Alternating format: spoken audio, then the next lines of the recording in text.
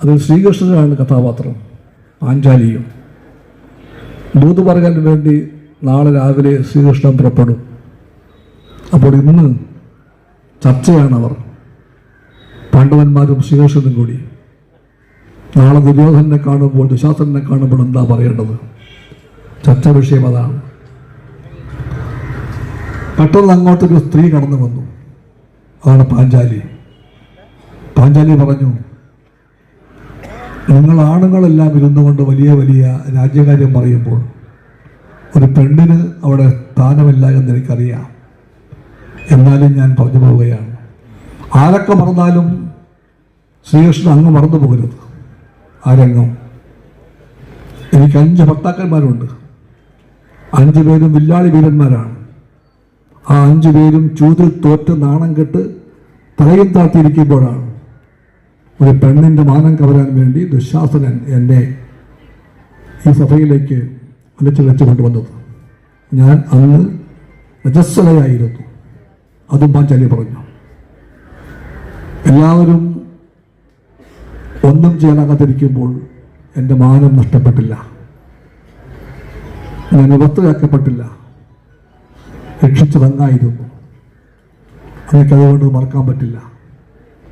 അങ്ങ് പക്ഷേ മറന്നു പോകരുത് ഒരു കാര്യം. അന്ന് ഞാനൊരു സത്യം ചെയ്തു, ഒരു പ്രതിജ്ഞ ചെയ്തു. ഈ മുടി നോക്കൂ, ഇപ്പോഴും കെട്ടിവെക്കാനായിട്ടില്ല. നാളെ എന്തെല്ലാം മറന്നാലും ശരി, അധികാരം, രാജ്യങ്ങൾ, സിംഹാസനം, ചങ്കോൽ, കിരീടം, അതെല്ലാം മറന്നാലും ശരി, ഈ പാവം പിടിച്ച പെണ്ണിൻ്റെ കെട്ടാൻ കഴിയാതെ അഴിഞ്ഞു കിടക്കുന്ന മുടി അങ്ങ് മറക്കാൻ പാടില്ല. ഇത്രയും പറഞ്ഞിട്ട് പാഞ്ചാലി പറഞ്ഞ കാര്യം നമുക്ക് എപ്പോഴും ഓർക്കണം, ഇപ്പോഴും ഓർക്കണം.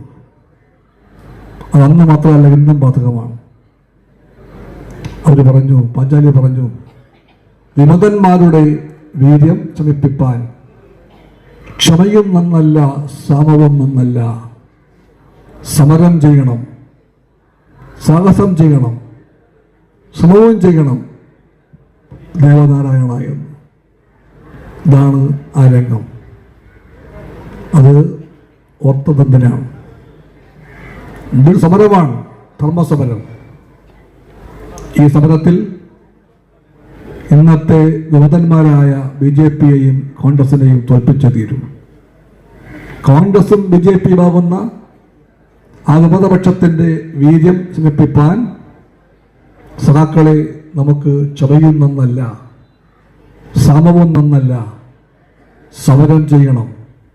ആ ദൂതുമായിട്ടാണ് ഞങ്ങൾ എത്തിയത്. ആ ദൂത് നിങ്ങൾ കേട്ടു.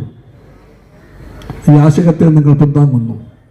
ആശയത്തെ ജനങ്ങൾ കൂട്ടായി ഏറ്റെടുക്കുമ്പോൾ ആശയം ഒരു ശക്തിയായിട്ട് മാറും, ഒരു ഫിസിക്കൽ ഫോഴ്സ്. മൂഴം വരില്ലേ? നമ്മുടെ 3-ാം മൂഴം വരില്ലേ? 3-ാം മൂഴം വരില്ലേ? വരുമെന്ന് നമ്മൾ ജനങ്ങൾ പറഞ്ഞാൽ വരും, വന്നിരിക്കും. അതുകൊണ്ട് നമുക്ക് വീണ്ടും കാണാം. എപ്പോൾ വിജയം കഴിഞ്ഞ് നമ്മൾ വീണ്ടും കൂടും വള്ളറടയിൽ, വിജയത്തിൻ്റെ ആഹ്ലാദം പ്രഖ്യാപിക്കാൻ വേണ്ടി. അന്ന് നമ്മളെല്ലാവരും തമ്മിൽ കാണുമെന്ന് പറഞ്ഞുകൊണ്ട് ഞാൻ നിങ്ങൾക്ക് എല്ലാവർക്കും വീണ്ടും വീണ്ടും വീണ്ടും നന്ദി പറയുന്നു. സഖാക്കളെ, മുന്നോട്ട്.